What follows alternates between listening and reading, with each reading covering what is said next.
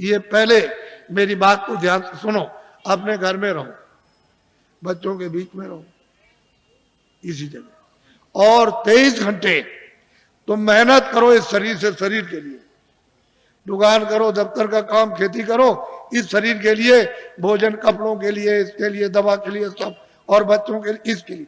और 1 घंटा उसमें से बचाओ अपनी जीवात्मा के धन के लिए, ताकि इसको कल्याण हो जाए, इसकी मुक्ति हो जाए, ये आवागमन से छुटकारा पा जाए, न जल में न मरे। 1 घंटा तुम नहीं बचा सकते हो, और 23 घंटे इसमें तुमको लगाने को कह रहे। तुमको ये तो नहीं कह रहे कि तुम छोड़ देना कुछ, ये तो सोचो तुम। और मैं तुमको इसी मनुष्य रूप मंदिर में, इसी में जो अनमोल मनुष्य मंदिर जो दिया है, जिसमें जीवात्मा बंद है, उसी में मैं अभी रास्ता आपको बताता हूं। अभी इसको कहते हैं नामधाम। इसके पहले 2 चीजों का ध्यान रखो हमेशा, कि शाकाहारी हो जाओ। जितने भी अनाज है, सब्जी है, फल है, दूध है, घी है, 100 बार खाओ। कितने बार? 100 बार। तुमको भूख लगे उससे भी ज्यादा खाना। तुमको कोई मना करने आए तब कहना। अच्छे मकान में रहो, अच्छी झोपड़ी में रहो, मना कौन करता आप? लेकिन शाकाहार, अशुद्ध आहार मत करना। बस इतना ही बचत करनी है कि आपको अशुद्ध आहार नहीं करना। किसी आदमी का, किसी बच्चे का, किसी पशु का, किसी पंछी का अशुद्ध आहार नहीं करना। शुद्ध आहार करो आप, जिससे शुद्ध बुद्धि रहे। भाई इतना ही तो आपको बताना, क्योंकि अशुद्ध आहार से तो तरह तरह घर में झगड़ा, बाहर झगड़ा, ये झगड़ा, वो झगड़ा, ये बीमारी, वो बीमारी, वो बीमारी, वो बीमारी, वो बीमारी, वो तो फैलने वाली है। अभी बीमारी जो फैलेगी उसको तो अभी आपने देखा ही नहीं। तो असल में शाकाहार, शुद्ध आहार। दूसरा है बीड़ी पियो, तंबाकू पियो, हुक्का। मैंने तो कभी पिया नहीं, मुझे तो मालूम है नहीं कि हुक्का, बीड़ी, तंबाकू कैसा होता। लेकिन ये बच्चे जो 18 साल 20 साल के खड़े हैं, वो बीड़ी, तंबाकू, हुक्का नहीं पीते, कभी मत पीना। जो बच्चे नहीं पीते कभी मत पीना, ये खराब आदत न डालना। जो पीते हो पी लो, आपके लिए मत। लेकिन बच्चों, बच्चियों, ऐसा कोई नशा मत करो जो तुम्हारी बुद्धि पागल हो जाए। तुमने इसको नहीं सोचा? कोई नशा मत करो किसी तरह का हो जो बुद्धि पागल हो जाए, और तुम अपने घर में बच्चे बच्ची को और अड़ोस पड़ोस में बहू बेटी को पहचान न सको। ऐसा कोई नशा मत करो। और चले जा रहे हो तुम, तो सामने तुमने समझा कि जमीन बराबर, और वहां गड्ढा मिला, उसमें पैर चला गया तो पैर टूट गया, और सिर लड़ गया गड्ढे में तो सिर फट गया, मर गए। ऐसा कोई न रामायण कहती है, न महात्मा कहते हैं, न कुरान कहती है, न फकीर, न मस्जिद कहती है, न मंदिर कहते, न शिव जी कहते हैं, न आपको कोई और। ये कोई ओ जो कहते हो शिव जी भांग पीते थे, भांग पीते थे, भांग पीते, तुमने भांग पीते हुए देखा? वो भांग नहीं थी, वो कोई और नशा था। ये झूठी बात है। जो लोग उनके नाम से भांग पीते और कहते हैं वो भांग पीते थे, भांग नहीं पीते थे। ये ऐसा देवता कभी भांग नहीं पीता, वो भांग नहीं पीते। लेकिन तुमने ये 2 चीजों से बचो, बाकी तो कोई मैंने मना किया नहीं। मैं तो एक सीधा साधा आपका सेवक हूँ, एक आदमी हूँ, और सही सच्ची बात तुम्हारे सामने तुमको बताने आए हो। तुम नहीं जगोगे, नहीं समझोगे, तो मैं इसके लिए क्या करूंगा? मैं तो अपनी बात कह के चला जाऊंगा। जब तुम उधर जाओगे, और उधर जब हिसाब होगा तुम्हारा, क्योंकि वो तो सब लिखा जा रहा। आज दिन में तुमने कितना बुरा काम किया, कितना अच्छा किया, कितनों को धोखा दिया, कितनों को मारा, कितनों के साथ बेईमानी की, कितनों को पानी पिलाया, कितने बार मंदिर में पूजा की, कितनी रामायण, कितनी कुरान पढ़ी, ये उधर में, और कैसे कुरान पढ़ी, ये वो सब वहां सब लिखा हुआ। वो आदमी भी मिलेगा जिसको तुम काट रहे हो, और जिसको मतलब है कि तुम उसको चीर रहे हो, वो सब मिलेंगे वहां। तो पूछेगा भाई तुम्हारे सामने कोई रामायण, गीता, कोई भागवत, कोई कुरान, पुराण कोई तुम्हारे सामने नहीं थे जिन्होंने, महात्मा फकीरों ने नहीं बताया कि भाई अच्छा ये बुरा? तो मोहम्मद साहब से पूछा जाएगा कि भाई मतलब ये है कि तुम गए थे जमीन पर और तुमने मतलब ये नहीं बताया कि बुरा काम बद काम है। कह लगे मैंने तो इनसे सबसे कहा था कि ये बद काम है, ये नेक काम, इस बुरे काम को मत करना, अच्छे करना, लेकिन इन्होंने मेरी बात नहीं मानी। तो फिर वो भेजेगा सीधा, वहां हिसाब करता है, वो हिसाब करता है। तुमको दोजख और नरक मालूम नहीं है, वहां बड़े बड़े बादशाह पिट रहे वहां, और जलाए जा रहे, कितने करोड़ों वर्षों तक जलाए जाएंगे, और लाखों मीलों तक आवाज आती है और कोई सुनने वाला नहीं कहीं, न उनका धन दौलत जाता न तलवार जाती उनकी। ये झूठा, तुम इसके लिए मर गए और चले गए हमेशा। तो इसलिए तुम लोग इस पर विचार करो। तपस्या करने से यानी माया लुभाती है कि तुम ये ले लो धन, ये राज ले लो, तो अगर तुम लुभा गए तो राज मिल गया, और राज का जब भोगा तो सीधा नरक हो गए। जब ये कहोगे हमको राज नहीं चाहिए, धन दौलत नहीं, तो भगवान मिलता इसी शरीर में। मरने के पहले मीरा ने मरने के पहले प्रभु को प्राप्त किया। आपको क्या मालूम कैसे पाया? तुलसीदास जी ने पहले ही वो 25 ही साल के अंदर प्रभु को प्राप्त कर लिया। आपको क्या मालूम कैसे पाया? आप क्या जानो? इसलिए आप अमोलक धन लो इस मनुष्य मंदिर में आत्माओं का। ये नामदान है, ये उस तरह की दीक्षा नहीं है, या मंत्र वैसा नहीं है, ये आत्म धन का दान है, ये ईश्वरी धन का दान है। जो उसकी कृपा होती है तब कभी कभी महात्माओं को आदेश मिलता है कि इन आत्माओं को बांट दो जो मानव शरीर में है, तो कभी कभी मिलता मुफ्त में। ये पैसे से नहीं मिलेगा, तुम ये सब रख दो जा करके पूरा आधार का, तो ये चीज मिलने वाली नहीं है। ये कभी दिमाग से निकाल देना, ये दौलत पैसे से नहीं मिलती, ये तो मुफ्त बख्शीश में यानी प्रसन्नता से मिलती है। तो तुम्हारे पास कुछ है, तुमने किसी से प्रेम किया? वो कहते हैं कि प्रेम से प्रकट होए भगवान। किसी से किया प्रेम? किसी से नहीं किया। उसी शिव के सामने चोरी करते हो, धोखा देते हो, विष्णु के सामने राम के मंदिर में जाते हो, दूसरों का गला काटते हो। अगर एक भी देवता खड़े होकर के कह दे कि आज से ये बेईमानी मत करना, ये दगेबाजी, तो कहोगे मैं ऐसे देवता को अब नहीं मानता। जो सबके सामने हमारी बुराई कह दे, हम नहीं मानते ऐसे, फिर कभी नहीं आप जाओगे। अगर देवता बोल दे, अब उनको कुछ कहना नहीं, आपने समझ लिया, हाँ उन्होंने सुन लिया होगा, और आपने समझ लिया उन्होंने कुछ नहीं देखा, वो अंधे, अब हम जो चाहेंगे सो करेंगे, अब चलो हो आए वहां। ये हालत तो हमारा है। अब बताओ तुमने प्रेम किससे किया?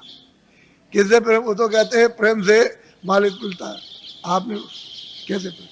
इसलिए आप सीधा, बहुत सरल है, बहुत सीधा है। कलयुग ने अधिकार आपको दे दिया स्त्री पुरुषों को कि सभी लोग उस परमात्मा को प्राप्त कर सकते हैं। किसी के लिए कोई बंधन नहीं, और सुलभ और सहज और आसान। लेकिन तुम योग तो आप कर नहीं सकते हो। सतयुग और त्रेता और द्वापर का कोई भी क्रिया आप नहीं कर सकते हो। और उन्होंने मना कर दिया गोस्वामी जी महाराज ने कि कलयुग जोग न यज्ञ न ज्ञाना।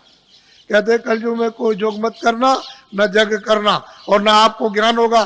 कलयुग में तो कहते हैं कि नाम आधारा, और नाम कौन सा वो मैं बताऊंगा आपको, अभी आपको बताता हूँ। तो आप लोग, आप सब खड़े रहना, बैठना कोई नहीं, खड़े खड़े बताऊंगा आपको, और खड़े खड़े करवाऊंगा, घबराइए नहीं।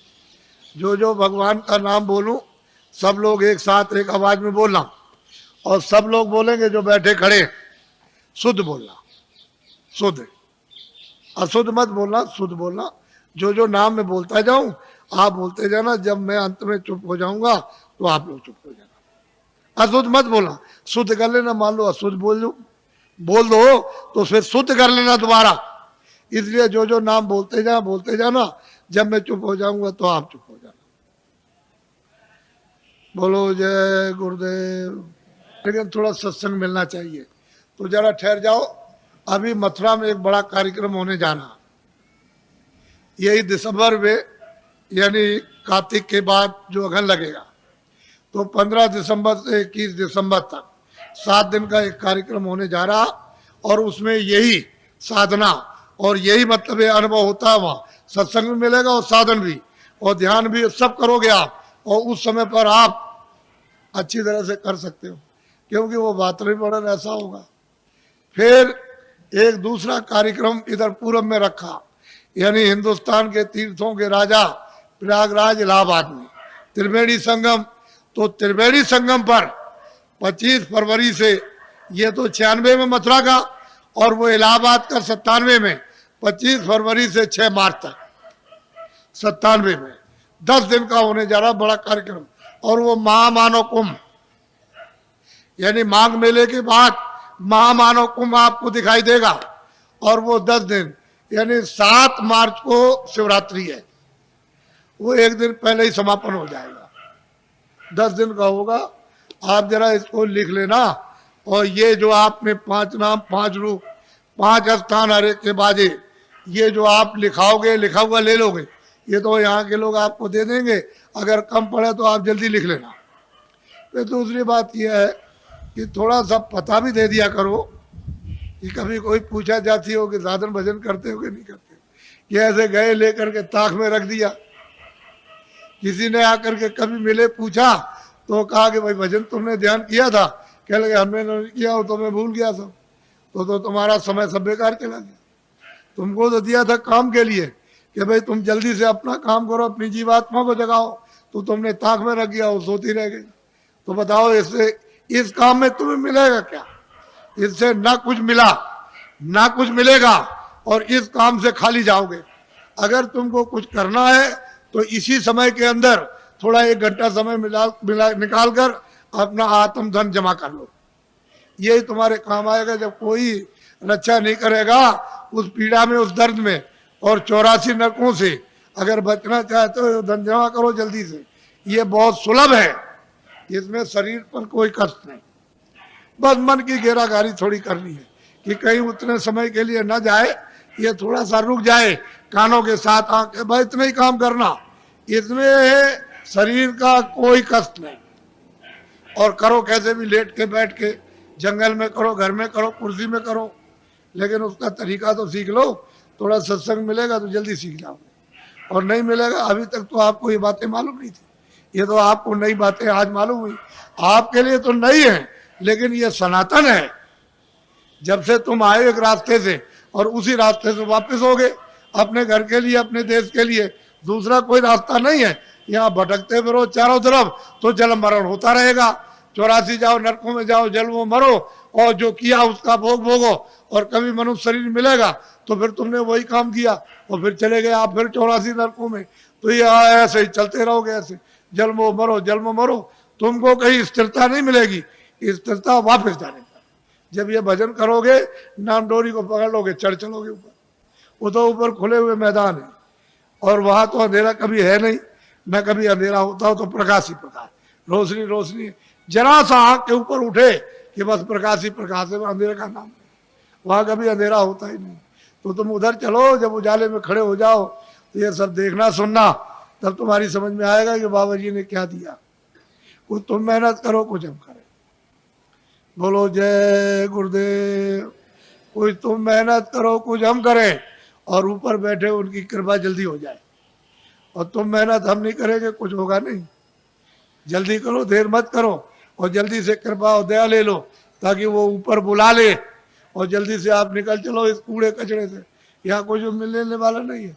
ये सब शकलें, अब देखो, बीमार, परेशान, तकलीफ में, हमारे पास जो भी आता कोई हो, हमको उससे मतलब नहीं, आदमी होना चाहिए। हमारे यहाँ कोई झगड़ा झंझट ये नहीं है। आदमी हो, उसमें जीवात्मा होनी चाहिए। तुम्हारे शास्त्रों में लिखा है हिंसा परमो धर्मा, तो आपने इसका पालन किया? अब ये बताओ, आपने इसका पालन किया? आप बकरा मार दो, मुर्गी मार दो, आदमी मार दो, लड़की मार दो, लड़का मार दो, घर में देवी को मार डालो आप, कि कोई दुश्मन बन जाए उसको मार दो, गोली मार दो, छुरा मार दो, लाठी मार दो। तुम अहिंसा धर्मा?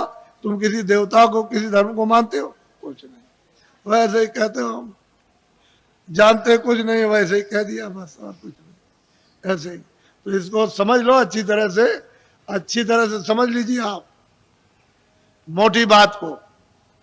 बोलो जय गुरुदेव, जोर से बोलो जय गुरुदेव। जय गुरुदेव नाम किसका? अब ये इनको दे देना बच्चा, इनको नोट करा दो, और कुछ लोग जल्दी मिल जाए तो इनका पता भी नोट कर लेना। और कभी कभी इनसे पूछते रहना, यहाँ जो रहते हो उनको, कि भाई भजन करते हो कि नहीं। तुमसे जब पूछेंगे भजन के लिए, कि बोलो भजन किया कि नहीं किया, तुमने ध्यान किया, सुमरन किया कि नहीं किया, और तुमको मिला तब तो तुम करोगे ही। तुम जरा सा जितने दिन बताया उतने दिन कर लो पहले, बात की बात बाद में सोचना। हर रोज तुम महीने 2 महीने समय दो, नागा मत करना, तब तुम देखोगे तुमको क्या मिलता। तुम एक दिन भी नहीं बैठो तो मैं क्या करूंगा? मैं तो दरवाजे पर आकर काम करूंगा। तो अंदर तुम्हारा घाट है, तो जीवात्माओं का घाट अंदर, वहां बैठोगे तब तो काम करूंगा। और तुम बाहर फैले रहोगे तो कैसे काम होगा? तो बाहर से मोड़ूंगा कि भाई बाहर इधर से लगो, अंदर चलो।